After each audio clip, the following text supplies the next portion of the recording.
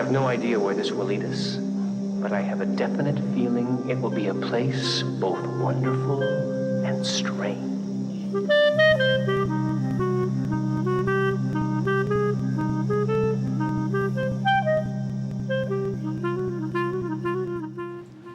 You are standing on a smooth green carpet of grass. Your ball is 15 feet from the hole. Beyond the green, two pristine podcasters look out toward the emerald fairway. This one is Kalil, and with him today is the apple butter to his saltines. I've seen this podcast before. What do you mean, Professor? What have you mean you've seen it before? I've seen it before. But unfortunately... But it's an audio podcast, Professor. What do you mean you've seen it? How do you see a podcast? It's been smothered with the smell of engine oil. No. Yes.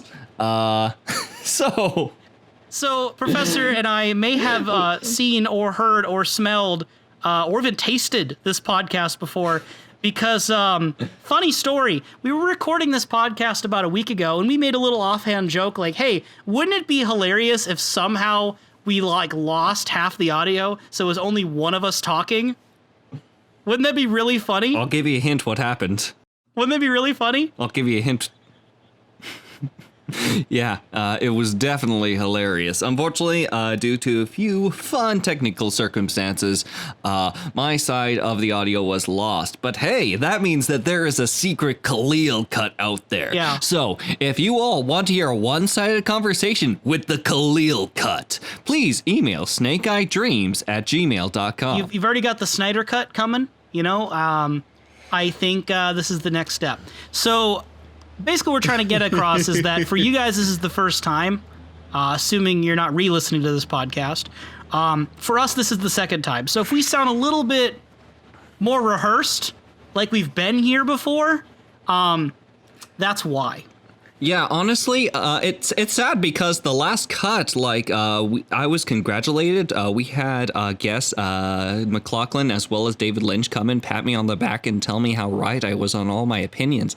I was even given a trophy. You can't see it right now, but it is a very beautiful trophy saying about how right I am. And then they stuck a letter inside of his fingernail and everything. It was really cute. It was painful. So today, for the second time, we are looking at episode 10, The Man Behind Glass, written by Robert Engels and directed by Leslie Linka Glatter. Which honestly is very concerning because there's only so many people behind glass that we've seen. I mean, there was a reflection of a brand new character that, quite frankly, I really hope this is not a reference to him. Is my preference that we get as little of him as possible. There are a few men behind glass in this film. I like to believe that you are right, that the man behind glass is none other than Dick Tremaine. We met in this episode like 3 to 5 new characters.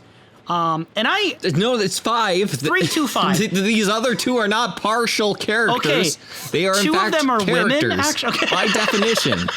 I'm joking. Kalil! I'm joking. Women characters matter, just not these 2 in particular. Spoilers if anyone thought Jacoby's wife is a major character at this point with her 0 lines of dialogue. So we meet a lot of new characters. Now I feel betrayed. We meet a lot of new characters in this episode, and I honestly really like this episode, and it restores faith in me that even when David Lynch and Mark Frost aren't given explicit credits behind the episode, even when the writing and directing is from other people, they can still introduce new characters, new concepts, new ideas, and do a great job with it. This episode, a lot actually happens, and I think it's pulled off quite well. So let's start, Professor, with some of these characters. Oh, yeah, absolutely. Go ahead. Dealer's choice. Dealer's choice. Okay, well, as much as I want to jump to Dick Tremaine, because he's my favorite, I have Harold first, so we'll address the Harold in the room. Oh, gods. First thing we get of Harold, is that he apparently had been watching Donna the previous day. She hadn't met him, but he had been... You aren't wearing the same sweater. Not only does he notice the type of sweater, he is very friendly enough to say that the sweater she has on today is much better. So he simultaneously dissed her yesterday's sweater and complimented her current sweater. It's very smooth. It's very smooth. First impression on a lady, you let her know which clothing she wore was better when you were spying on her. Smooth as apple butter. Nah. And then, speaking of apple butter, Donna comes in. Yeah, hey, like a gentleman. Do you want some lemonade? You want some saltines and apple butter? And he joins her at the couch, not awkward at all. Oh, or do you want to wash your hands? A true gentleman asks if someone wants to wash their hands. I mean, you're going to eat. Hey, in this age, keeping yourself clean and bacteria-free is very important for prevention of illness. This guy's also a shut-in, too. I think he'd probably want the person from the outside world to be as clean as possible. Mm-hmm. Yeah, we don't know much why he's a shut-in, and I know that he has only really interacted with Laura, of all people, personally, or as far as we know. But regardless, like, he is being complimented as this very, like, suave, intelligent man. But at the same time, I'm just waiting for, like, the shots to linger for a full 5 seconds as he stares. Before ending with the sound like... So, he appreciates beautiful flowers, and I think he views young women as the same thing. Oh yeah, he appreciates a lot of things, like secret notes hidden distinctly under his bookcase, as well as keeping diaries of certain Laura Palmers. So he very conspicuously has the slip of paper in the bookshelf, not hiding the Laura Palmer diary at all. He's not good at hiding things. No, honestly, if he had a chance to get out more... If he was even trying, maybe he planted them. He planted them because he's a horticulturist, or used to be. Listeners... Get it? Planted? Listeners, I will not blame you for stepping aside for a moment. Go ahead, pause the video, take it in. I can't pause my life. You can at least pause for me. This is our second time doing it, can you tell? Yeah. So he likes plants. He wanted Donna to place some flowers on Laura's grave. He raises orchids because they don't need a lot of light. Which, by the way, that orchid was a special hybrid, the Lady Slipper, which is quite nicely named, especially with my conspiracies. But we'll talk more later on that. And who, in the story of Cinderella, who gives the lady her slipper? I know sometimes you have trouble with these stories, Professor. in the Brothers Grimm story of Cinderella, who puts the slipper on her, on Cinderella, the titularella of the story? No, it's the prince. Therefore, her Prince Charming, Donna's Prince Charming, must be Harold Smith. If you rearrange the letters in the name Harold Smith, you know what you get? Prince Charming. Oy vey. No, I don't want to think about Harold in any other light than suspicious at the moment. I don't think that he will comfortably sit anywhere in my mind until we get to the next episode, I'm sure. Then it might just get a little bit more uncomfortable depending on the context of that diary. Well, and considering we watched this episode quite a while ago, you've had a time for it to linger on your mind without any necessarily continuation on what Harold is. So yeah, thank you for reminding me. So he mentions to Donna that Laura wanted him to get in touch with Donna if anything ever happened to her.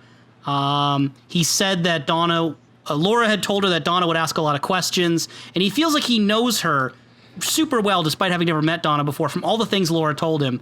Apparently he says he was Laura's friend. He knew her ever since she started on Meals on Wheels. And he says Laura liked to think of me as a mystery in her life. That's why Donna never knew about Harold. I just like the fact that like they just met, and the fact that she asks 2 or 3 questions. Pretty sure it was 2, but it might be 3. That's where he asked. She said that you would ask a lot of questions like, See, it's like the modern equivalent of imagine like meeting someone and they're like, don't worry, I already know all about you. I've looked at your Facebook profile a lot. And they have a gratuitous amount of knowledge of like what you've done in like certain years of your life based on like photos from your Facebook page. It's like, yeah, I remember back in 2018 when you went over to Hawaii. Man, those are some great pictures. Love the outfit, by the way. No, I think it's more like that's Harold. Yeah, Harold is the type of person who's like, yeah, remember about 3 months ago when you liked that photo? I liked it too. You couldn't see that I liked it because we weren't friends with each other, but... But I saw you. It brought us closer. He does say that she is every bit as lovely as Laura said she was. So there's that. I feel like we're much more negative on Harold this recording. Listeners, we sung his praises the first time. I swear. Did? Then Laura apparently always used to say, Donna Madonna, there's always mañana, which is a Laura thing, I guess. So my question for you, my question for you, Professor, is if there was a Twin Peaks dating sim, would you go for Harold Smith or Dick Tremaine? Those are your only two options. Dick Tremaine, because at the very least, when it comes towards like the one person, I'm not afraid that I'm going to become one with the plants inside of his home. Dick Tremaine, I'll just be neglected to death. You're going to help them grow. You're going to be the soil. I'll just be neglected to death with Dick Tremaine. Dick Tremaine his name is quite apt. He works at the designer men's section of... designer men's clothing, was it? Of the Horn department store? He is Horn's. He introduced himself, Richard Tremaine, Horn's department store, designer menswear. Yes. As far as this character goes, the only thing that I'm really happy about from this man is that it does expand the Horn's department store universe for us, so that we can continue to see more and more from the Horn's department store. We've got Battis, we've got random lady working at the counter, and now we've got Dick Tremaine. Dick! It's almost like it actually exists. It's almost like the perfume counter and the department store are real places in the physical world. It's a front. It is a front. They are only there for display. We have not seen anything sold at the counter, but I never said that the department store was a front. I only saw the perfume counter as the front. That's fair. But yeah. I had the biggest smile when Dick Tremaine showed up. When he walked into the police department, oh, Dick Tremaine did too. Such a big smile. Dick Tremaine did too. He looked in his reflection, and he has the same feeling about him that I have about him. When he looks at himself, and I look at him, it's the same reaction. Basically, the same thing. I think the perfect thing is that not only is he a really fancy smoker, but he just ignores the no smoking sign completely and just looks straight into his reflection. Mm-hmm.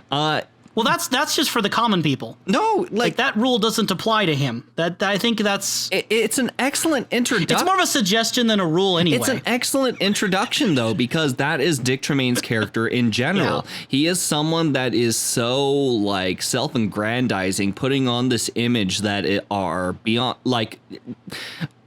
him. This is where Ben Horn should be, but he is slipping into those shoes, very nicely for himself. He kind of disregards everything around him when he goes on his little date with Lucy. He's just continues on his story and so on. Like, Lucy clearly like drops one of her utensils. He just like looks down and lets her pick it up and just continues on his story. And he keeps talking and talking and talking. And even when Lucy has a little bit of a rebuttal, he just keeps on with his story. Like, no, actually, oh, I'm Dick Tremaine. Yeah, he brings up this whole thing where it's like, Lucy, I must ask you something. You know, and then he asks her if it's odd the way he eats with his fork. Only for her to, like, make a comment of, like, yeah, I mean, my family used to call it piling. And it's like he had already in reserves his reply. It didn't matter what Lucy said. I feel like if Lucy would have said, no, it's fine, he would have said the same thing anyway because he already knew what he was going to do. He wasn't actually asking for her opinion. It's just like he has to have another person so he can like voice his opinion to them. And he said, no, it's actually not odd at all. It's the European way. Because, Dick Tremaine, very European. Like, I don't know about... Super European, classy European. I don't know what Lucy's relationship points are like. I do not know where she is actively dating or if she recognizes herself as actively dating. She said that they had seen each other a few times and they had went to instead of going to the Needle Point in Seattle, they went off to the pancake place nearby. And she felt that was something special. She said that she laid down with him. And she also mentioned that she was pregnant, in fact, with fun reactions all around. But regardless, like, Lucy, there are red flags all around you. Why? Yeah. We need to talk about, like, finding a good match. They went out with each other every Thursday for 3 months. So she's definitely should have seen the concerns that we've seen, because we've known the guy for all of 10 minutes and we already have like red flags flying over the place. Yeah, he's saying that they should go Dutch at a frickin' diner. Like, I'm sorry that apparently... I mean, I have no problem with going Dutch. Like, here's the thing. I'm okay with going Dutch. I'm okay with splitting tickets. But the problem is that with his lofty promises, trying to take her different places, yeah. And in order to make up for someone, by saying that he'll promise a 20% discount on clothing wear, an employee discount, I'm sorry. This guy is so frugal. This guy is not giving. You know he's going to buy the cheapest dress. He's going to buy the cheapest dress that is on its way out. It's not even going to be the right size. No, in fact, he's going to buy the cheapest curtains and sew it together and call it a freaking dress. I'm sorry. It's the European dress. Like, I respect people who are willing to take their own bills, take their own sense of responsibilities, but this person is trying to literally just take on this lofty persona and basically take advantage of, like, this woman's insights of him. Like, this is not a nice man. You know, it's interesting for me to think about. We talked before about how Hank is kind of a fusion of Benjamin Horne and Leo. We made that comment a while back. And you've also compared Dick Tremaine now to Ben Horne. My question is... Yeah, this is discount Ben. If Hank is Ben and Leo, then Dick Tremaine is Ben and who? Who is the mixture? Who's the other half of this? No, he is discount Ben. He's just Ben. Diet Ben. Okay. He is Ben Zero. He is -1 Ben. This is just less Ben. I do not need to compare him to anything else. I think if it's negative Ben, he's like he's the opposite of Ben. He's got to be 0.5 Ben. Whatever decimal point or value you have to put onto him, nonetheless, he is less than Ben. That's saying something, I think. In his defense, though, the possible sign of improvement here is that when he finds out that Lucy is, in his own words, preggers, he just takes a drag of his cigarette and he stays sitting next to her. He doesn't leave her like Andy did. So it's still better than Andy. Look, Andy at least can admit points of fault. Andy can at least, like, take a stand and try to communicate. Dick Tremaine is just there, but I think Dick Tremaine is mostly there for himself more than anything. Like, there might be this big moment coming up in the few episodes that's going to be my personal Dick Tremaine redemption arc. I'm not seeing it for Beyond the Horizons or anything like that. So yeah, no, I'm not fond of Dick Tremaine. You've known the guy for 10 minutes and you're already convinced you know him. No, forgive me for not seeing into a paper-thin man, but I suppose that there are a few other characters left over. Who do you want to go to next? Again, there are 3 characters. Not 1, 3.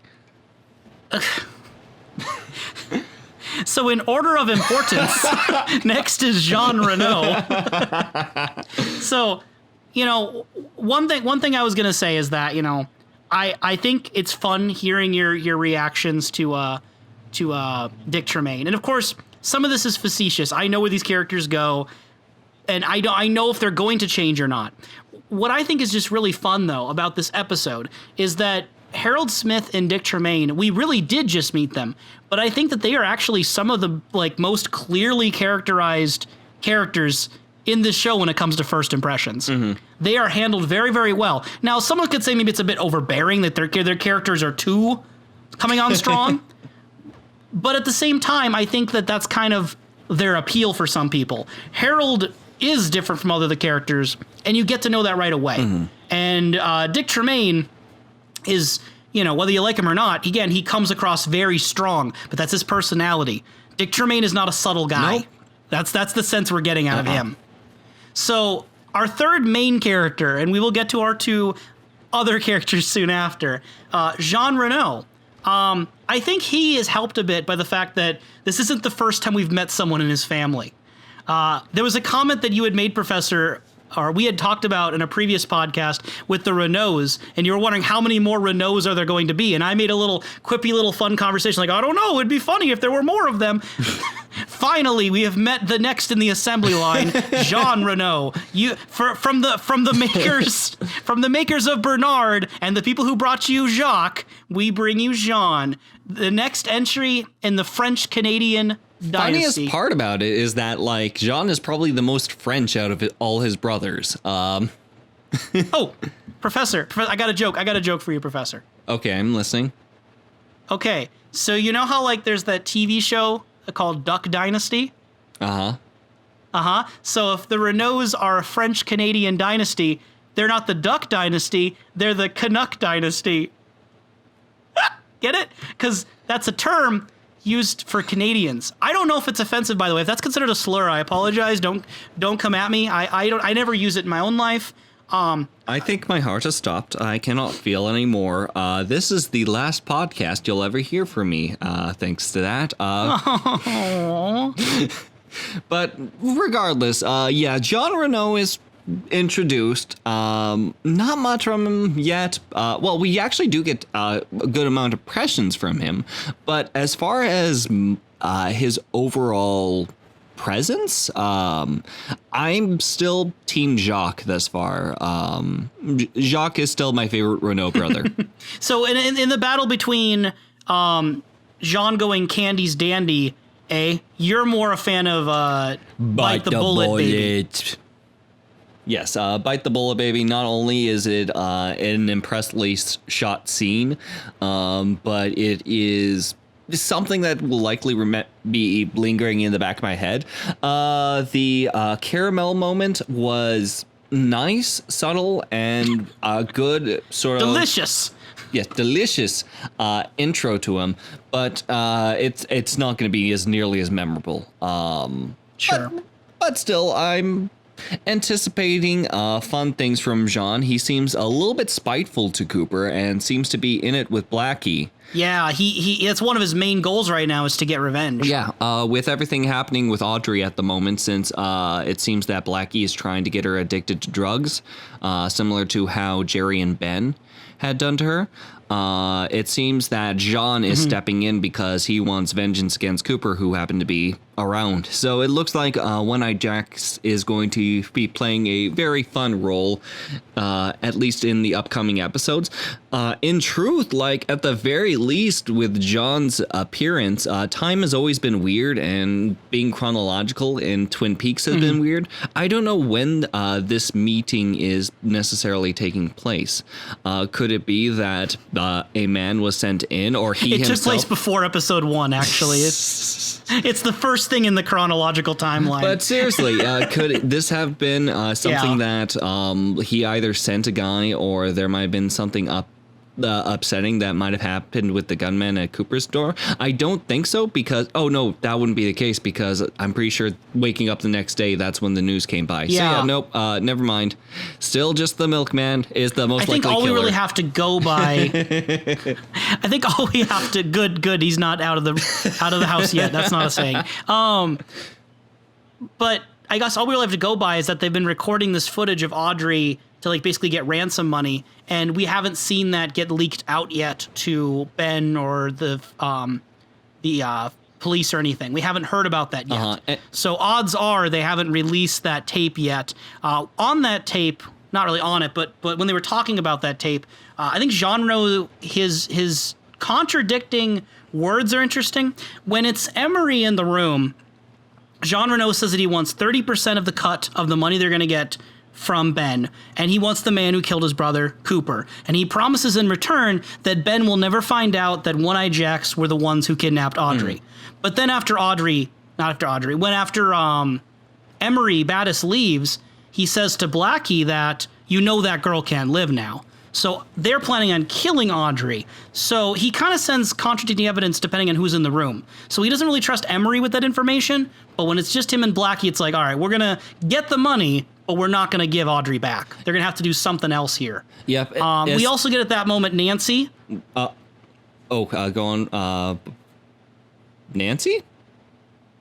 Okay. Oh no! Oh no! Nancy, no! Blackie's sister. Okay, no. Okay, You cannot. You go cannot back. get out of this. You were telling me, it's not 3 characters. It's more than 3. Women count as people too. No. Okay, My well, brain was still on. My brain was still on Jean because I was going to jump off of your contradiction point.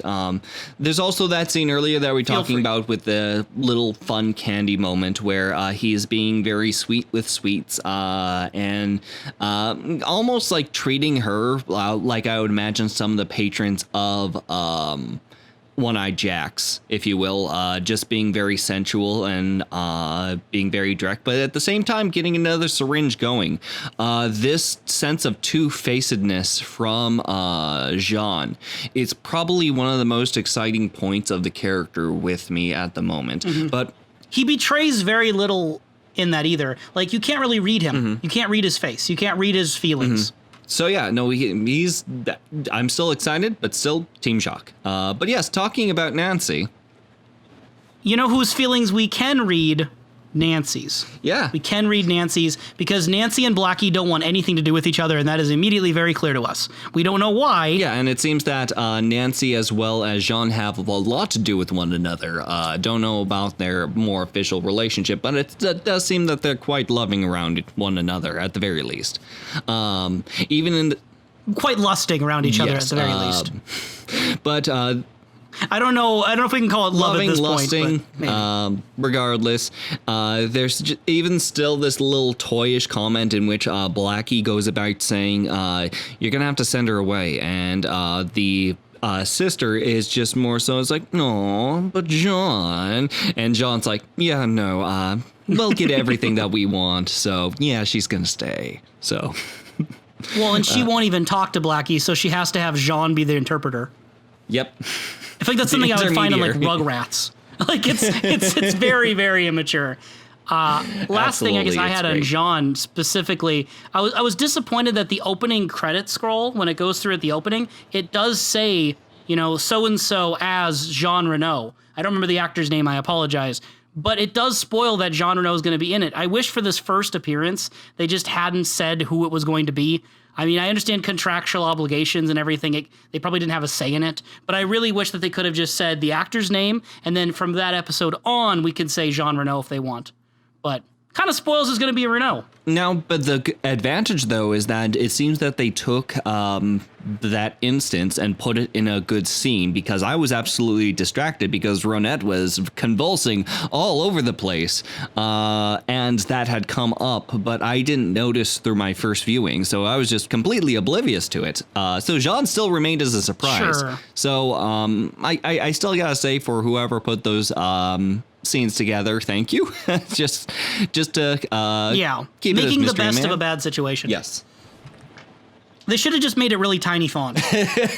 Like, it's the actor as, and then like size 3 font, really, really, really tiny. So tiny that the border of the text like kind of makes it impossible to read. No, they should just replace all the text in the Twin Peaks intro with wingdings, just to avoid any sort of issue. That's good. Yeah, it's still on there and it's still the same font. It's just a bunch of wingdings.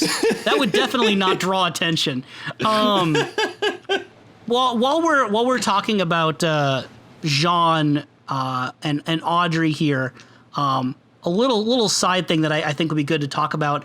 We get a conversation with Cooper and Ben that happens. I think it's really not really much Ben we get in this episode, but when we do get him talking with Cooper, he detects that Cooper's feelings on Audrey might be a little bit more than just a professional relationship. It might be more than just a little bit that he wants to help her because she's in danger. There might be something else going on. And he says to Cooper, "Let me give you the best advice you're going to get all week. Men fall under the spell of Audrey's charms like ducks in a shooting gallery. And if you don't want a load of buckshot in your tail feathers, may I suggest that you park your jalopy outside of someone else's window." So I thought it was really cool to see this sort of power play with Ben and Cooper, because we recently saw the power dynamics with Ben, Jerry, and Hank. I almost said Hawk. As far as we know, Hawk's not hanging out with them. But I think it's really cool anytime I get to see Ben maneuver around the power dynamics with other characters who are also very commanding presences. And Cooper, I think, ultimately was overpowered in this situation. Yeah, honestly, the tension was very nice in that scene between Cooper and Ben. Kudos to the actors on that. Absolutely. I also enjoy the following line where Cooper defends his position, and Ben just sort of laughs and just goes about it's like, yeah, but know that it's not unappreciated. Yeah, that is achingly clear and not unappreciated. I love Ben Horn's mannerisms in Word. Whenever the writers write the script for Ben, I love the way he speaks. Oh, yeah. I love his speaking. Oh, yeah. Ben definitely has some nice dialogue, except not unlike his brother. So, yeah, no, it was definitely... Or his spiritual brother, Dick Tremaine. His spiritual half-brother, because he's half of him.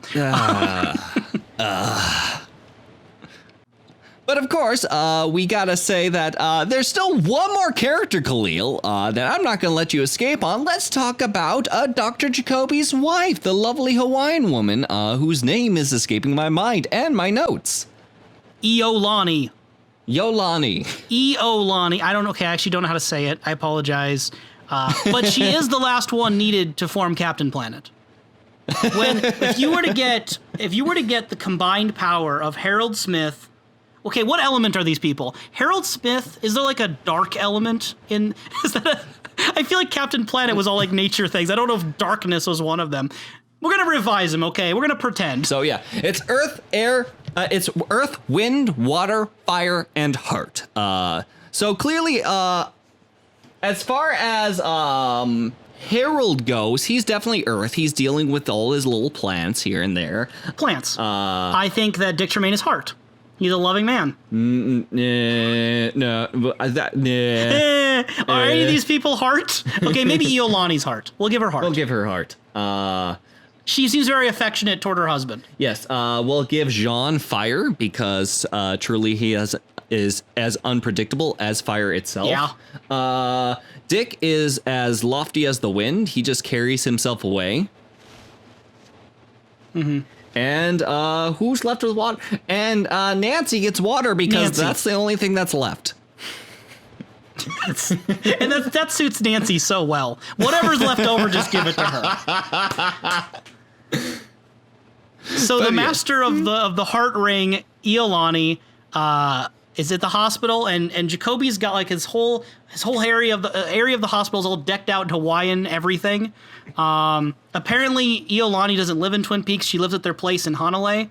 And they're practicing creative kahuna healing when Truman and the sheriff walk into the room. And he's ready to be hypnotized.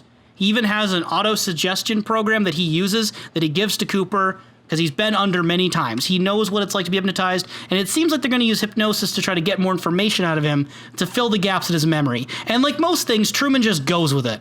Truman is just, at this point, willing to go with it, and I think Cooper might have found the only person who is more open to spiritual suggestion than even he might be. They found the right guy to use hypnosis on, because it seems like Jacoby is completely on board with this. And also, I really love the hypnosis inside this episode. I like to think that the reason the rock was held at such a position off to the side was more so just imagining like a sun off in the horizon, if you will, as like this perfect golf course is being set up. It also helps that it's a very reflective rock as well. Well, then, of course, you can't ignore that Iolani has the two pyramids in her hands. Mm-hmm. The two hills in which she has the Twin Peaks. She has the Twin Peaks. So she has the two pyramids, the two Twin Peaks, all sacred geometry. Harry Truman's got the light that you said could be the sun. And they go through this hypnosis about golf, which I think helps explain that the golf ball trick he did during his questioning way back in season 1, that wasn't a one-off thing. He does carry golf balls around with him, but apparently there's a canonical reason for it. And during the hypnosis, Harry almost falls under himself. Great little moment of levity in the situation. Before we get Jacoby revealing a little more information about what happened that night at the hospital where Jacques passed away.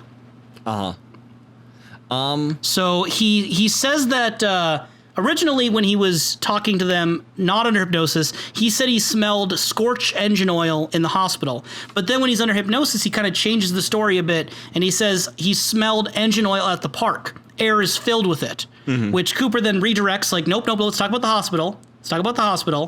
And he says that basically after the officers and doctors leave, Jacoby dreams he's juggling coconuts at a luau. And then later that night, hears the sound of tape ripping. He hears almost dog barking noises coming out of Jacques being strangled. He looks up to see who it was, and he says, I know him. I know him. I know him. So we get the answer to that way later in the episode. And I love that delayed answer. It's good for the tension. It was absolutely really good for the tension, and just the overall looks on both Truman and Cooper's face when that is found, especially after Leland visited them earlier. It was a good way to split up the scenes. So very nice, very nice. Speaking of very nice.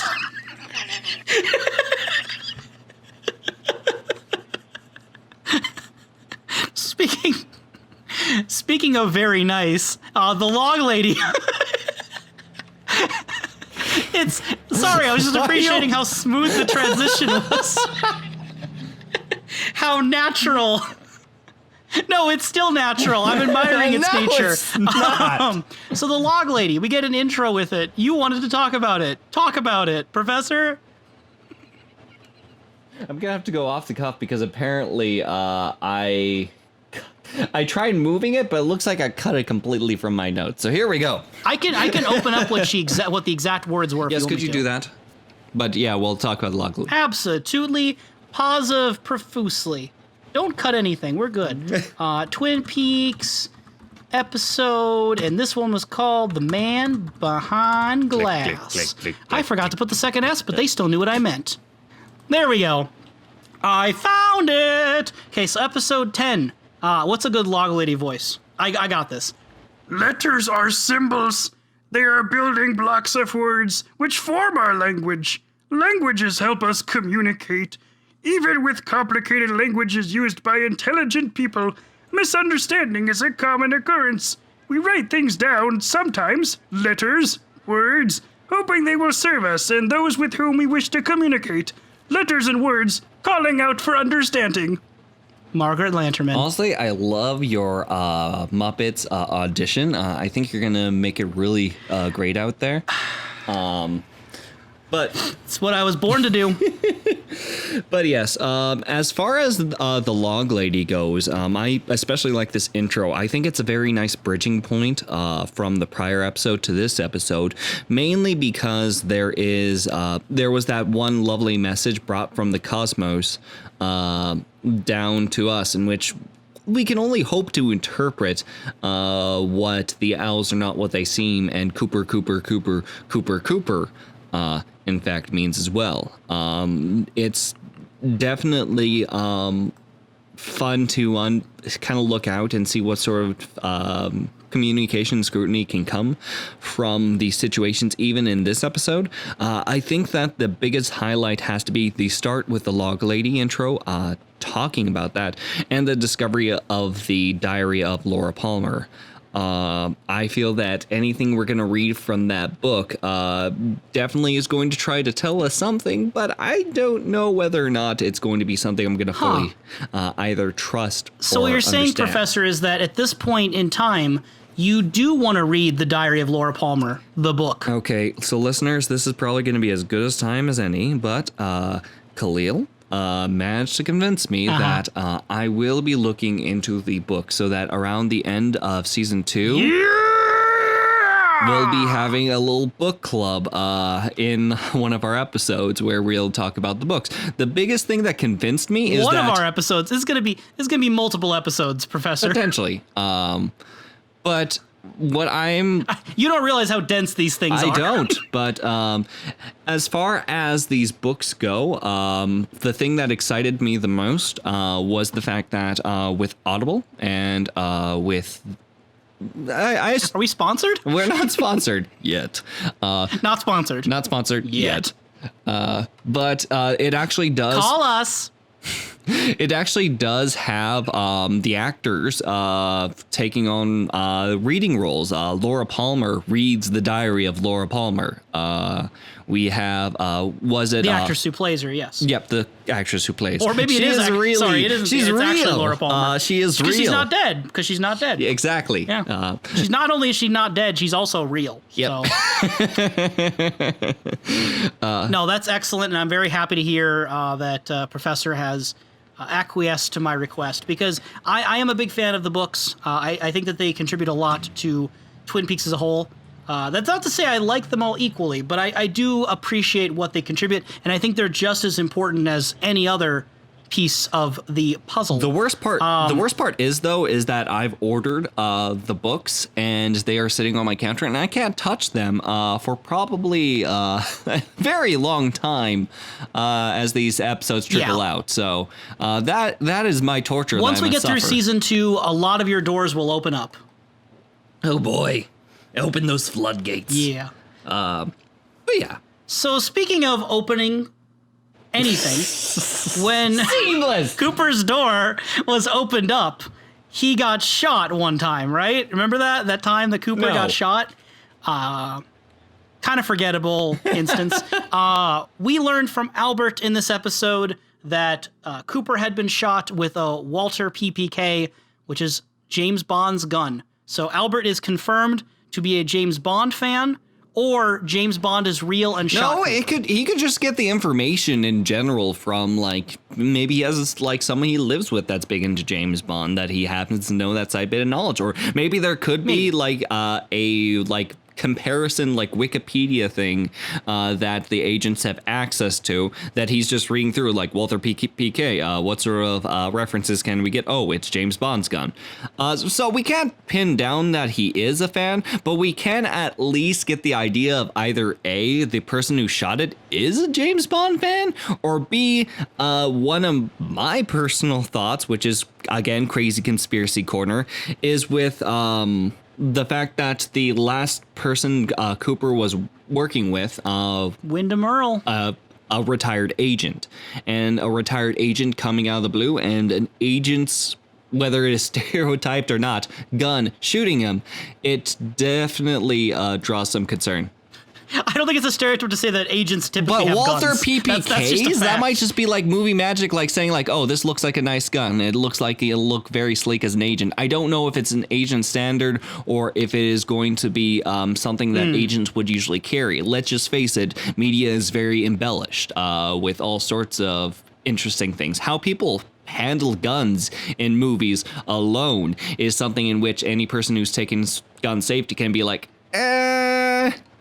See, and I know very little about guns, but what I think I can say safely is that if Albert felt it was notable to mention that it's James Bond's gun, I don't think it's standard issue for the FBI, at least as far as Albert, Cooper, and probably Cooper's former partner, Wyndham Earl, are concerned. If it was standard procedure, I think the conversation would have been, it's James Bond's gun. Oh, and ours. So I'm going to guess it's not a gun they normally would have. well, it might be like different departments or something Fair. like that. Again, I don't know about The 007 department. the 00 department. There's only one 007, Kalil. Like, this could have been like a 006 situation. This could... That's true.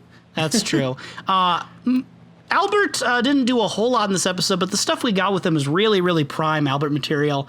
Some of the more memorable moments of Albert's character for a lot of people include his conversation with, well, I don't know if conversation is the word, his confrontation with Truman. So Truman is finally fed up with Albert. He said, let's talk about Knuckles. He kind of goes up to him and like is about to, physically in his face. And Albert, meets him head on. He faces him all the same, that with the same energy that Truman does. But instead of, engaging in violence, Albert responds that he is a naysayer and hatchet man in the fight against violence. He will gladly take a punch and take another because he chooses to live his life in the company of Gandhi and King. His concerns are global. The foundation of such a method is love. And he says that he loves Sheriff Truman. Puts on his glasses and leaves. I just adore Rosenfeld. The more that I get to see him, I'm sad to see that he's going to go for a little bit. He is just a very fantastic character, very true to himself. And the fact that he's even just like Truman takes a stand and just says, you know what, the first time I felt bad about punching you, but the next time's going to be a pleasure. And Rosenfeld just follows up with this. Like, it's just, it's great. Rosenfeld is great. He's willing to take that punch. He's willing to take on Truman, and he's willing to work on what he feels is right. So, yeah, it seems Do you feel like that's a good move for his character to make him a pacifist?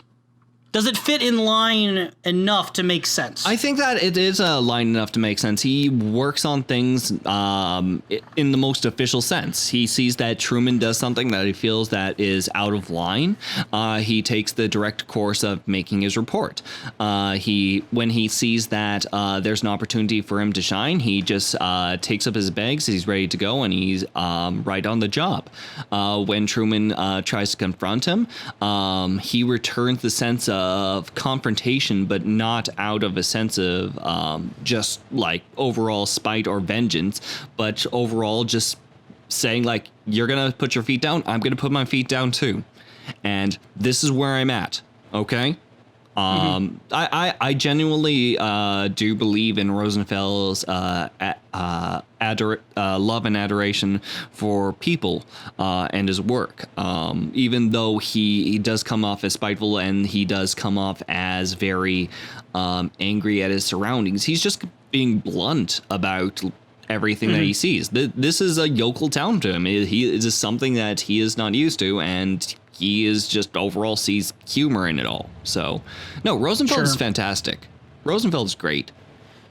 You know, and I think this is a good thing for his character, linking him to Cooper, because we've seen so much of where Cooper doesn't agree with Albert, that Cooper will side typically with the town insofar as he thinks that Albert takes it too far. But seeing this side of Albert does create a linkage between him and Cooper. Cooper does say that Albert's path is a strange and difficult one, but I think it's also a path that's not too different from Cooper's own.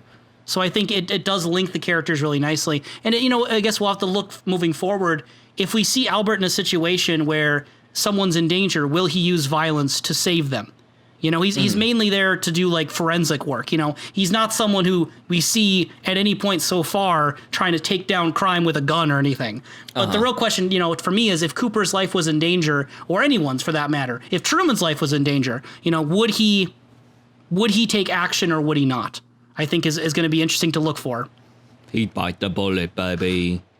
Speaking of biting and unbridled strength, gritting her teeth, Nadine, ripping through leather restraints like tissue paper. She would bite the bullet, and the bullet would crumble. This was both a very intriguing and frightening scene all at once. It's where Nadine is all just the like... emotions. Yep. Nadine is out, and Ed is approached by the doctor. The doctor just says, why don't you try singing your song? It's cheaper than France, or something like that. And he just goes ahead. Cheaper than France? He said something like it's better than like this city in France. But I can't remember the city's name. I don't know if that's what happened. Okay, we continue. We'll look at it later. But yes, he sits down and he starts singing on top of Old Smokey. And the line that gets me is that around the point where he gets to a false-hearted lover is worse than a thief. Wink, wink. Nadine breaks out of her binding, starts clapping like one of those cymbal monkeys, and starts chanting in this like high school victory chant. And she's just so excited because she thought that it was just like an issue with tonsillitis, but she's able to make it to cheer out tryouts because, you're only 18 once. Nadine, known for being eternally 18. She's a senior. Oh, she's a senior, all right. Raises a few questions. I really like that you pointed out that it's around that line of a false-hearted lover. Do you think Nadine knows that Ed is false-hearted, so to speak? That he really has his eyes on Norma?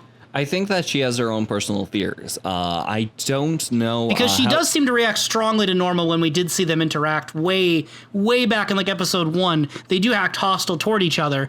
But if that's what snaps Nadine into focus, you could make a case that maybe like part of her hears Ed talking about a false-hearted lover and that awakens her. We've seen her insecurities with things like her inventions beforehand and the overall flaws in something like the auto-running drapes. I would not be surprised if that also translated into her marriage. She still has a fondness for Ed. She still cares for Ed, but at the same time, those frustrations are likely to leak through because she saw herself as a meek little mouse hoping to be noticed. And the fact that Norma is currently in the same city as Ed and they do interact. I don't know how much Nadine knows about those interactions. I can still see where that fear could rest well with Nadine. And when it gets close to that sort of line, something may have snapped inside of her mind.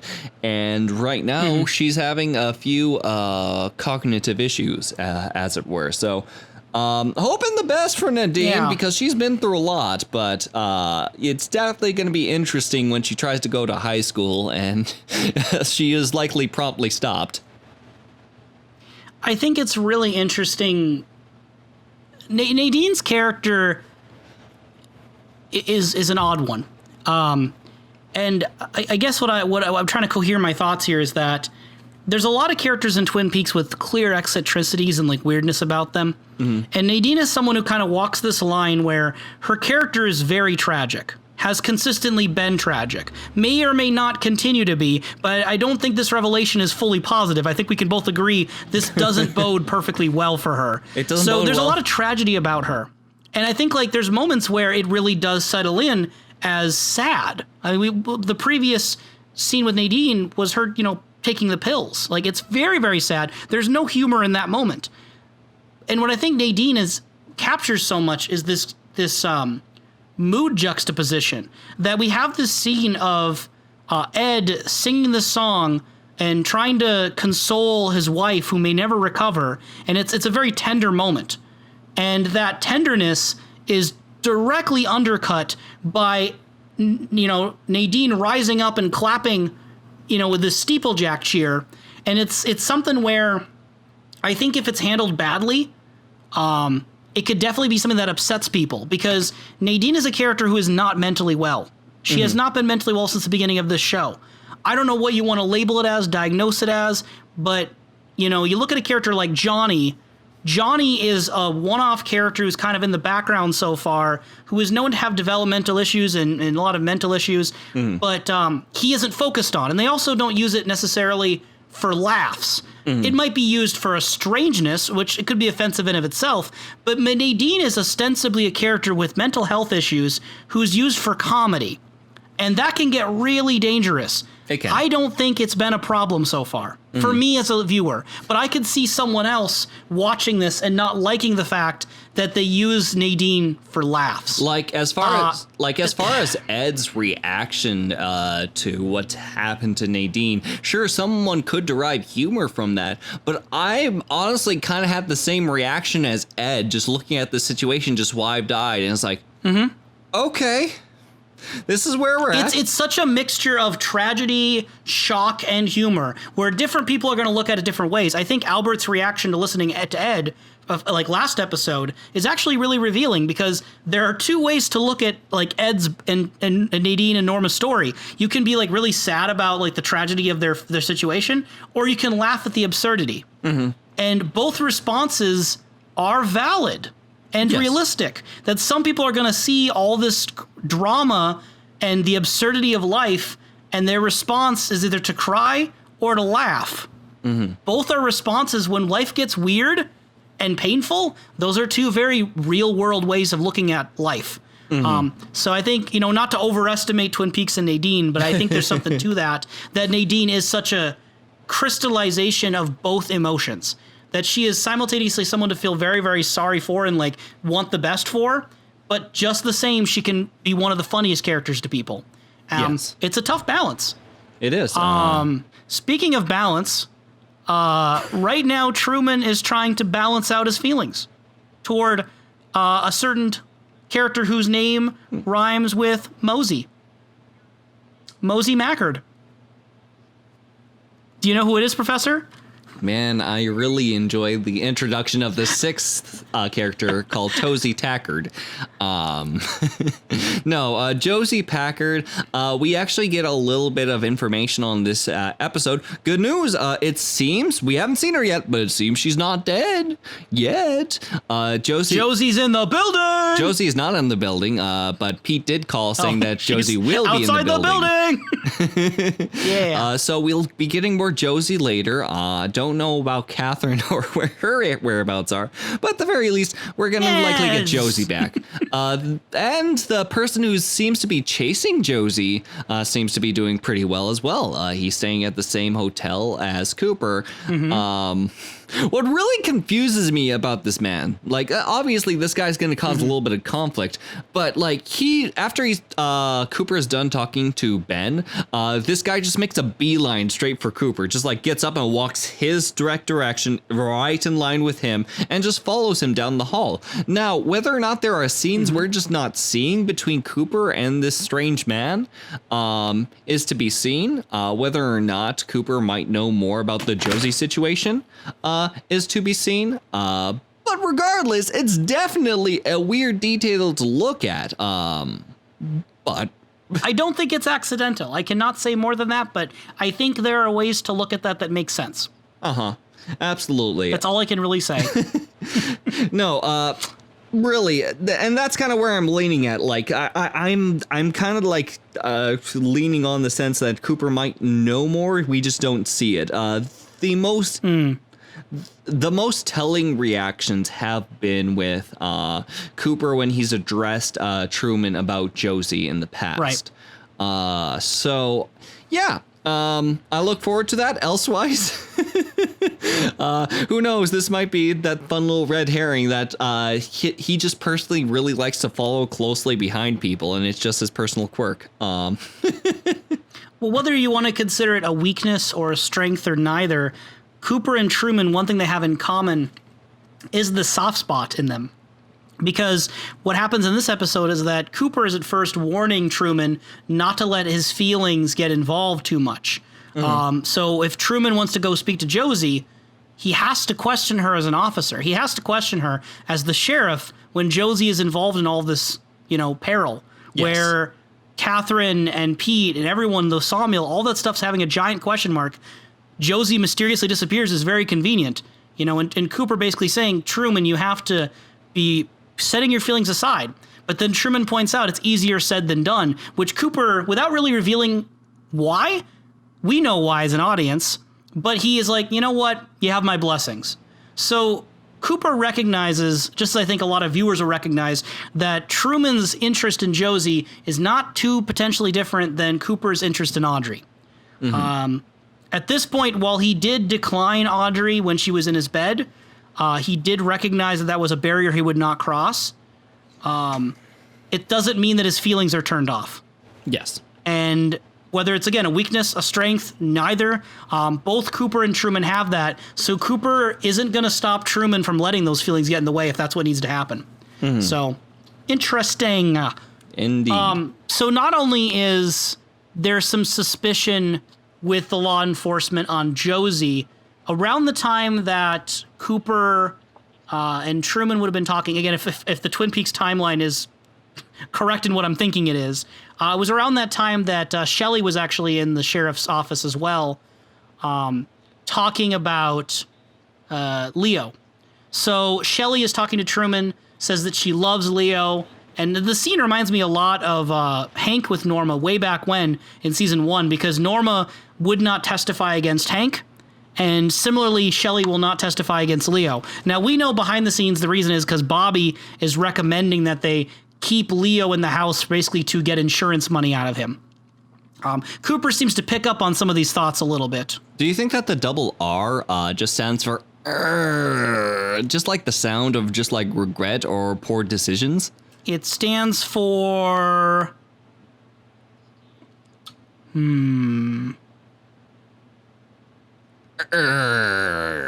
returning relationships.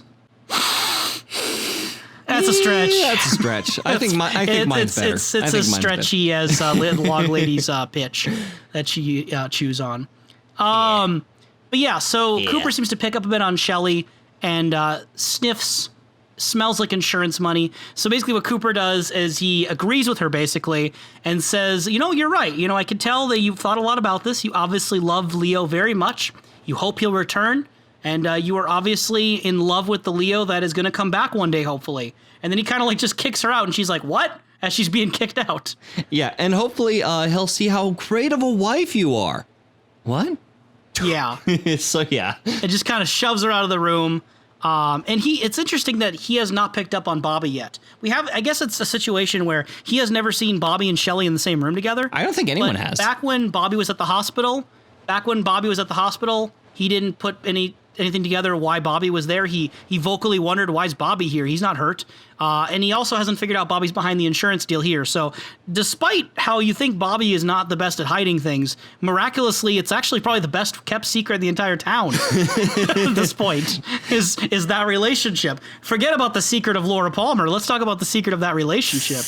So speaking of the secret of Laura Palmer, I find, Professor, that when we redo an episode, segues just are more natural, They just come to me like a vision. So James and Donna and Maddie have a lot of content in this episode, and you and I are not fans of them. And I love to be sarcastic and cheeky right now, but I won't. I'll spare us and I'll spare the listeners that. We have repeatedly said that they are among our least favorite characters. Going so far as to Donna basically top both of ours, very, very low on the bottom of our totem pole. I would say this is my favorite episode so far with James and Donna and Maddie. This is probably peak for them. Yeah, for me so far. Yeah, it's funny when you break these kids apart and get them out of their molds. You actually get some details you like. So, no, yeah, we got we got a few lovely different scenes. Not only is there a bit of conflict with Maddie, Donna, and good old James, especially with this fun little love triangle that's sort of popping out, just you. We also get a fun little rant from Donna herself, which really does impact the character for me. Oh, I forgot to ask earlier, but you mentioned the just you thing. It reminded me with Ed serenading Nadine in the hospital, which Hurley do you like better when they are serenading their multiple girlfriends? Absolutely Ed. Absolutely. You think Ed is better singer? Better performer? It's not about being a better singer. It's just more so with James's song. That song can be very easily manipulative, considering like emotions. Like, I don't know what they were practicing for, but a song like Just You, that was only gonna throw them into a big old trouble. It's the plural you. It's just you both and me. Just you as in everyone. But anyway, Ed, I can just honestly say, sure, we're imagining those words being the trigger that kind of got her back up, but at the same time, I can just imagine Ed just being like, I like the song Old Smoky. Why don't I want to sing? And he's also got just this very sweet candor to it. It's very wholesome. It's very wholesome from Ed. From James, he is a confused teenager. I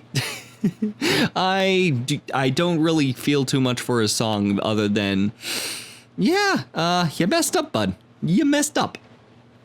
Fair enough.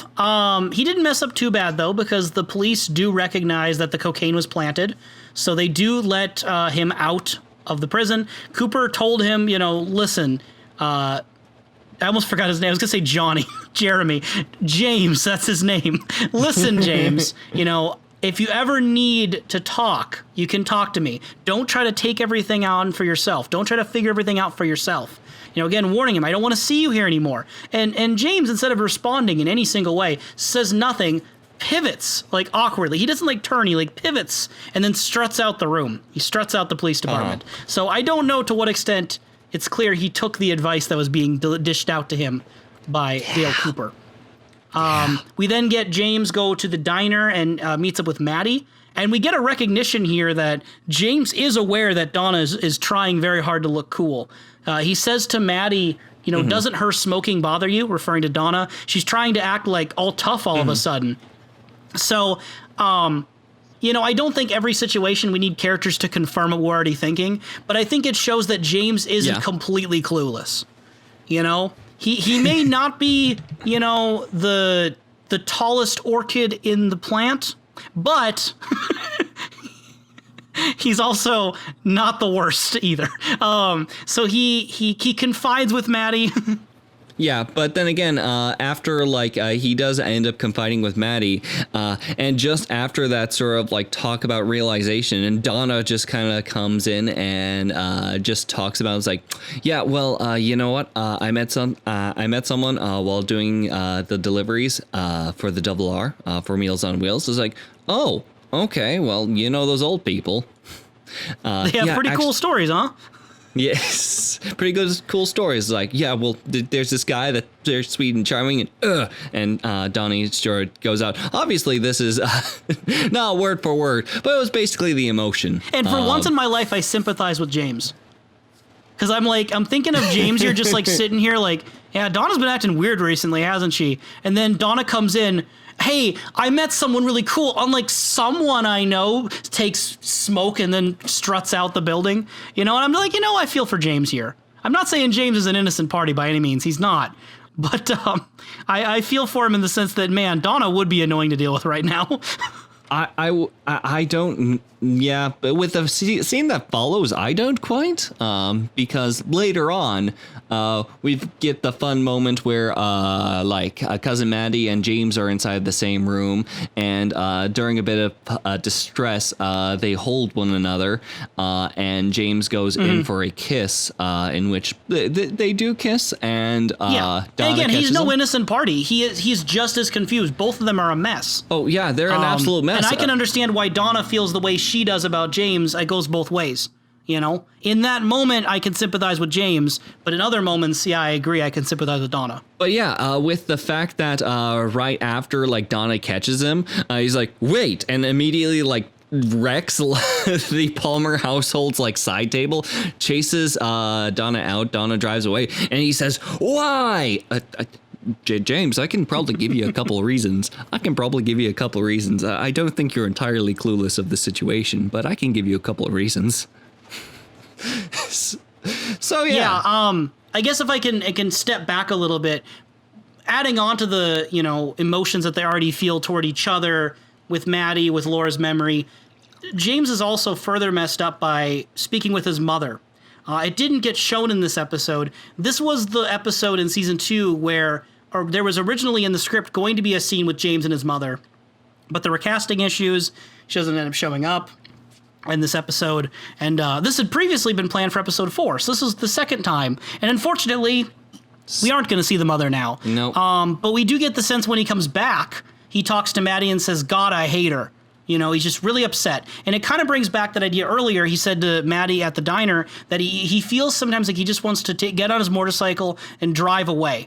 And there's this sense in which James right now is dealing with these emotions toward his mother, Laura's passing, that while, again, I do not excuse James's situation, I am not at all surprised that when he is encountering someone who looks and talks just like Laura, in his confused state, he goes back to that. Mm-hmm. Considering the fact that the day they found Laura's body, he made out with Donna. Yeah. He is not new to the idea of impulsively latching out for affection in these moments. He needs some sort of warmth and affection in his life, and the only way he knows how to do that is to get involved with these girls, and that just tangles it further and further and further. Mm-hmm. Donna, meanwhile, is going through her own stuff, and honestly, probably one of my favorite Donna scenes of all the entire series, I'll say that, is Donna at Laura's tombstone. Mm-hmm. It's probably one of my highlights from this episode. Oh yeah, I think we can agree with that. She's talking to Laura there at the tombstone.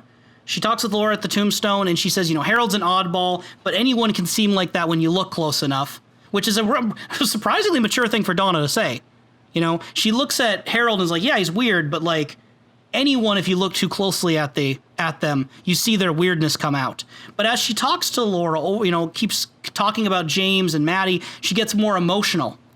How can you be so smart about things like that and so stupid about so much else? Referring to her belief that Laura probably knew that Donna and James had feelings for each other, Laura might already known about that. How can you be so smart about that, but so dumb on other things in your life?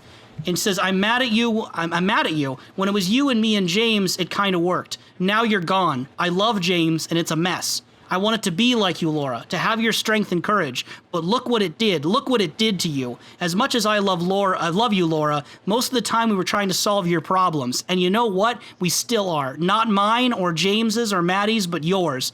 You're dead, Laura, but your problems keep hanging around. It's almost like they didn't bury you deep enough. And I think it's very reminiscent to me of the moment where Bobby lashed out at the funeral, which was one of my highlights of season 1. And I think that it's so interesting seeing a different version of it. I don't draw a lot of parallels with Bobby and Donna, really. They're both close to Laura, but that's about it. But in this moment, I think she has almost an inverted version of what Bobby did. Bobby publicly lashed out at everyone for not caring about Laura. Donna now is privately lashing out at Laura for her own problems. So both are kind of recognizing things that maybe you and I, Professor, as viewers are like, yeah, really everything is kind of revolving around Laura's problems. You're not wrong. Yes, I really do love this scene. I love the fact that she does leave the lady slipper at the foot of the tombstone. Hey, if you kind of think about it, maybe Donna is Laura's prince. But anyway. Wow. Hey man, I got Udon on the mind. What does it even... I got shameless Udon plug. mind. If you're interested in Revolutionary Girl Utena, I have a YouTube video recommendation for you. SnakeEyeDreams at youtube.com. You can email us at snakeeyedreams@gmail.com. And our Twitter handle is at SnakeEyeDreams1. The 1 is the numeral, as in the slash that looks kind of like an L. But regardless, the numeral. No, it's definitely a fun scene that does cement well with Donna. I think with this scene as well as the scene that follows with Maddie are probably scenes that like people might point to, which contradicts my theories with the whole entire cousin Maddie being Laura Palmer. Yes. I will say Or inversely, it makes you more suspicious because it's so on the nose. Because I assume you're going to talk about Maddie right now, and I'm excited. Yes, cousin Maddie has this very fun moment that does come up effectively after like everything happens with James and James runs out. She's just pacing back and forth with frustration, and while Leland listens on that she's just having a hard time with everything around her. She says, Laura was my cousin. I loved her and she died. I don't know anything else. She says that the funeral's been over for a bit. She just came here for a funeral, but the funeral has been over for a bit. And it feels like she fell into a dream. Yep, and she fell into a dream. So yeah, she's also says how she is like people keep on making it seem like she's Laura Palmer. I haven't seen many scenes like this. Like we could have her assume that that persona is being put onto her by James. I haven't seen many scenes in which Donna has been really pushing that. Or like if we were considering the family members she's been around. Yeah, I think it's a real disappointment that we didn't get more with like even just one scene with Bobby reacting to Maddie. I think we need a little more evidence to believe Maddie's claim. And either way, whether the claim is true or not, I think it's a shame we never get to see anything with Bobby reacting, since Bobby clearly had feelings for Laura. Now, whatever you want to categorize those feelings as, there was an attachment. It's a shame we don't get anything with Maddie and Bobby. Now the closest thing we get was Dr. Jacoby, but I can't remember. She didn't interact with Jacoby, did she? No. And I'm not to say it can't ever happen. It's just that for how long Maddie's been a character, this should have already happened. Yes. Like, we should have... I mean, Jacoby kind of has an excuse because last time Jacoby saw Maddie, she was wearing a really expensive wig. I mean, cheap wig. And he was attacked. So it's not like there's been an opportunity for him to really interact with Maddie too much. But Bobby's a little different in that regard. Like, I don't know if Maddie's going to school. I don't know how old... If she's the same age as as Laura here. Yeah. I mean, in your theory, she'd be the exact same age. She is. So she'd be going to school. So Yeah. you think she would see Bobby? Yeah, I don't know whether or not the biggest, the thing that I lean on more, because I'm still convinced this is in fact Laura Palmer, even though she may be looking directly at the screen at me saying, "Hey, Professor, I'm not Laura Palmer." I'm still pretty convinced she's Laura Makes Palmer. you believe. It makes you. Does that make you more like convinced that she is? It makes it more interesting because either Laura Palmer has had a history of manipulating people, but it seems that from her manipulations, she was upfront with some.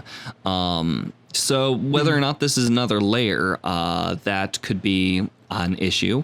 Another one is the two selves idea, the thing that Jacoby had mentioned, that she had effectively lived two separate lives. A double life. Not only would Laura Palmer have an experience of living a double life, but say, for example, if we are to take this into the weird dreamlike element, what if, per se, somehow that had been slipped? Something about Laura Palmer had died, or rather ascended into the weird fold that Bob and the giant and the red curtain room man are part of, and Cousin Maddie was just a result of a person that is now living on with hardly a memory. I mean, again, it's weird to be very nitpicky at certain dialogue in the scene, but she says that she's Laura Palmer's cousin. She doesn't really know much else. Or when Laura's mother in a previous episode was consoling her, it's like, "Hey, by the way, how's this person? You know, your mother." She not only does she just kind of like seem very distant and not really responsive to the mother comment, but she even quickly sort of changes the subject. You could say that there's been clearly a distraction because she's been distraught, but we haven't really heard Maddie talk more about her family or anything like that whatsoever, or her world outside of Laura Palmer. Which again makes me... Yeah, the one time we get of her family being mentioned, she does not seem to recognize. She doesn't recognize, or she's too distracted. I'm leaning more to the first than the second. So I'm still in the camp, but it's more so on my question end on whether or not Cousin Maddie, if this were to be true, how much she is even aware of that. So no, I'm still very convinced that she is, in fact. Nice. I think that we'll probably go on to a few more episodes. They're going to have a whole musical number telling me about how this is not the case. I'll probably still be stuck to it. You're going to be over here making your independent documentary, a spin-off of the God's Not Dead series. It's called Laura Palmer's Not Dead. The studies into Cousin Maddie in Tibet. Yes, coming this fall to a bookstore near you. So before we leave, Maddie, and I appreciate your thoughts, Professor. I'm sure other listeners like myself are fascinated as you work through these theories of yours. Whether they're the same as theories we've had, whether they're true or not, they're very interesting to hear. I won't say more than that. Thank you. But before we leave, Maddie, we do have a moment here where Leland is there consoling Maddie, saying that both he and Maddie want life to go back to how it was before. They all want life to return to how it was before. Leland said if life could only be like those summers back up at Pearl Lakes. And then right after he says that, Truman and Cooper arrive to arrest Leland for the murder of Jacques Renault. Yep. So we finally get that payoff from Jacoby way earlier on in the episode, saying that he knew who was the person who strangled. So Jacoby, presumably in his trance state, remembered it was Leland, and that was enough for Truman and Cooper to go and make the arrest. That is not the last time Leland will be important in this episode. Nope. I mean, it's the last time chronologically, but we do have a lot more to talk about with Leland. So if it's kosher with you, I think the last thing we have on our docket today, it's definitely not last but not least, is everything with Bob, the one-armed man, all of that stuff, because this episode gave us a lot of movement in that storyline. Absolutely. When it comes down towards like Leland, and kind of branching off from everything I said with Cousin Mandy and Laura, Leland comes towards the police station. Beforehand, Cooper earlier in the day was talking to Truman about like trying to find the special psychic link to Bob between everyone who's encountered him. And Leland does come in a few scenes later with a statement saying like, yeah, no, I know this name. It must be Robertson. Mind you, Ronette had earlier in the episode a letter pulled from her fingernail, B, which looking at the letters R, B, and T, like I was looking back and forth wondering like, is it rabbit? I'm thinking it might be rabbit. And Lucy. Side note for you David Lynch fans, if you haven't already heard, David Lynch has been uploading to YouTube the Rabbits short film series. I don't know if short film is the term everyone would use, but he uploaded Rabbits 1, and then he recently, like just literally like yesterday, I think it was, as of recording, he uploaded the Rabbits featuring Susie, which is the Naomi Watts solo poem, I guess I'm going to call it. So he is continuing uploading, it seems like weekly, more from Rabbits. So if you're a David Lynch fan in general, check it out. Yes, clearly the answers must be there. It's not sponsored. But no, Cooper assumes maybe going to the conclusion too fast or too slow. Not sure yet, but he's very certain. Wait, Professor, why are you convinced it's not Rabbit? Why can't it be about the bunnies? Like, tell me. No. I'm less convinced it might be Robertson, actually. Rabbit is... again, we've seen nothing of rabbits. We've seen owls, but maybe that's a clue. There's no rabbits around because the owls are taking over. They're not what they seem, but clearly the rabbit populace is gone. Anyway...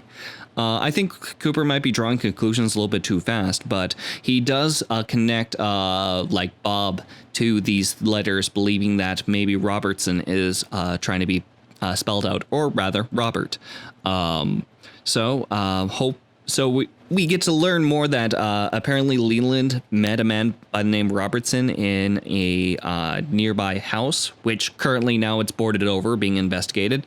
And he would just sit at his house and he'd flick matches at Leland. He's like, "What do you want to play with? Fire?" And he just flicks matches at him.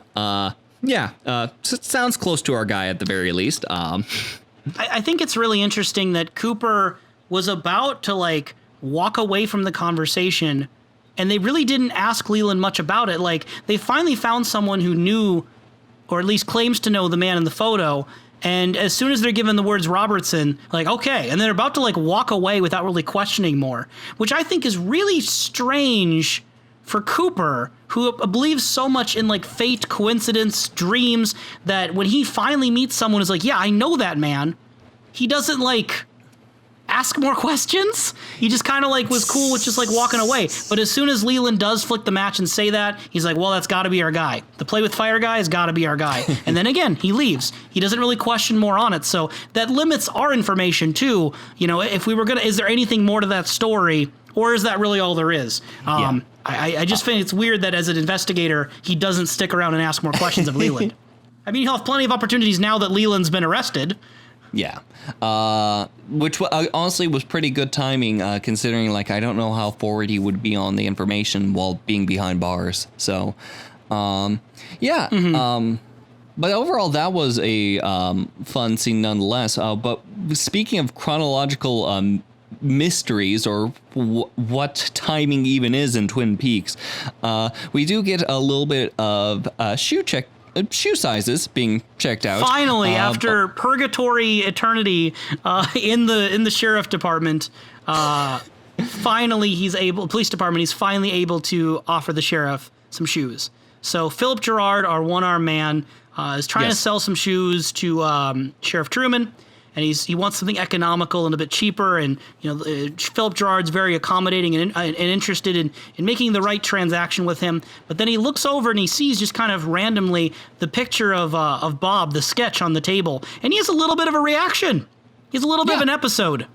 He needs to go take his medicine, so he's asked to be brought to the bathroom. And then later in the episode, they just figure out, like, wait, yeah, he went to the bathroom. No one really checked on this old man after the medication. We just wait until the end of the episode. Like, again, like, time is weird in Twin Peaks. Like, there is definitely a dream bit of logic on like how long it takes like for like Mr. Gerard to be noticed in general. Yeah, I mean, he's over here turning from Hyde to Jekyll in the bathroom and no one notices. Yeah, he has the syringe. He has the syringe that he's taking, and I can't, like, it looks like he's about to take it, or he had recently taken it. I can't quite tell, but the big thing that I do tell is that there is a blue liquid in it. Very similar to the beginning of the episode that Rosenfeld does point out, whether it's a fun, like, joke on the overall prop being like, looks like dye, because it does look like blue dye inside of it. But no, both Ronette, after experiencing a fun Bob moment under her fingernail, having blue liquid being sent into her via that little IV, and the syringe with blue liquid without chemicals, he points, as it says. So Cooper interprets that the he here is Philip Gerard, the one-armed man. He will point them in the right direction if they follow. Yes, but after Mr. Gerard has this Jekyll and Hyde moment, he starts speaking in a very strange, distorted tone. Whether it is just like it is a certain choice upon direction or someone, just to try to amp up the intensity in this moment. But we also have this is the same tone he had when he was in Cooper's dream, way back in episode 2. Which I was about to mention. Or are we to continue? Or are we to make a comparison not only to the dream, but for just general people whose voices are very distorted and strange? It makes this whole entire idea like of the owls even more confused. Yeah. So between like the friendly giant Bob and the individual of the curtain room, we have this strange distortion from Mr. Gerard. So, yeah, and if we were to assume, like, the earlier things with Bob, like, even Mr. Gerard recognizes Bob, all these people are having visions of Bob, and Leland saying before that he knew a Bob, it makes me wonder whether or not this ageless factor, especially in Cooper's stream, Laura Palmer, her appearance having this ageless factor, could it have to do with, like, an idea of ascending, if you will? Like that is Laura interesting Palmer, because, if this Robertson guy is the same one, if he recognized the picture, that means that this guy looks the same now in Cooper's dreams and other people's visions as he would have, how many years ago, how many decades ago when Leland was a kid. So something obviously is going on strange with that. And you're right. Yeah, Laura in the flash forward does not appear to have aged nearly as significantly as Cooper is aged up with the makeup. So yeah, it's very curious on what these beings are. These I know that there's no confirmation with the giant or the shorter man, but man from another place. Yes, thank you. But having Bob at least compared to the owls and having these very similar characteristics, it does make one wonder indefinitely. And what this blue liquid are in fact even not what they is. seem. Yes, and whatever this blue liquid is, maybe it isn't. Like, not what it seems, owl's blood. I don't know what this blue liquid is. Maybe it's just legitimately like blue dye activates the Bob formula. We don't know yet, but it absolutely is. I'm waiting for the deleted scene where Albert Rosenfeld, looked at it and was like, looks like blood. And then he punctures a hole in it, like sips it, and is like, no, it's just Kool-Aid. I'm missing that scene. or better yet than a Kool-Aid, if he would have actually positively identified the liquid as owl's blood. Meaning that owl's blood was being pumped directly into Ronette. Whatever happened with or without this liquid, Mr. Gerard sensed Bob. And it seems like Mr. Gerard is on a mission. So let's see how this goes for this one-armed man. What's also a fun point is that before we run into the bathroom, Cooper and Truman are actually talking back and forth about like Mr. Gerard and like, no, he went to the bathroom with because of medication and so on. While they're talking about Mr. Gerard, right behind Truman, right inside the shot, whoever ended up like deciding this shot, whether it is the current director, whether it is David Lynch, whether it is a writer or anything like that, or if it's coincidence, there was an owl portrait right behind him. And that is just, It is very exciting. Between like some of the things that you pointed out in the past, like with the gentleman who plays Bob accidentally getting to one of the mirror shots in the past. Frank Silva. Yep. Yes. It's hard for me to think that this was unintentional, but regardless, it still is a fantastic, eerie shot to be led into this lovely little bathroom scene. It is a lovely little bathroom, isn't it? Yes, it is a lovely little bathroom. One of the urinals is broken, but otherwise, very lovely bathroom. I give it an 8 out of 10. As far as the amount of bathrooms I've seen in police departments over the course of my lifetime. That exhausts all the topics and questions I had. Do you have anything else that you wish to address in this podcast? No, not that I can think of. Overall, I'm very happy on how this episode went. Let's save the I'm audio. very excited to see who Harold buries. I hope this one actually ends up being finished. Because by the time we reach the third one, I'm just going to be doing the Muppet voice the entire time. I'm going to be singing in Muppet voice, and some people might like that, but I don't know if anyone's ready for it. We got to get the Kalil cut ready. Yeah. So my last question, I guess, for you, Professor, as always, who killed Laura Palmer Granite? As far as Laura Palmer goes, the current crazy idea inside of my head is the fact that the opinion, I should say, the very strongly worded opinion, is that Laura Palmer accepted her death, but it wasn't truly a death, and she had went in to see Bob to ascend to this strange owldom in which she is now immortal in Cooper's dreams, and Cousin Maddie is the shed part of her, as well as the other self, the second part of the body, being sent down the river. Or potentially even the literal Cousin Maddie. Feeling less on that second one, but hey, there's still plenty of episodes to go to discover more things for me to conspire with. So Laura didn't necessarily die of like natural causes. It's more that she just like her soul left her body or something, and then the body manifests as a husk that becomes Maddie. Kind of, because again, we have to also explain the fact that there was literally a body that was sent down the river, so... Well, that's the thing is that Maddie's also considered literally a person, Yeah. so if that's Laura, what happened to the actual Cousin Maddie is another question. That is the question. So it's whether or not Cousin Maddie actually is around, because again, with Sarah, I don't know how much like the families actually speak to one another. So yeah, it's either Laura Palmer's two selves multiplied and split in half, or like that Cousin Maddie might actually just be dead in the bag. But I am still convinced like this is not Cousin Maddie inside the Palmer household. All right. Well, thank you, Professor. I think we are good to wrap up. Thank you as always. Oh. I still have one. I still have one thing to say. Oh. Say it. Say it. Snowflake, Aquarius, Scorpio. White square, black diamond, black circle, black lozenge.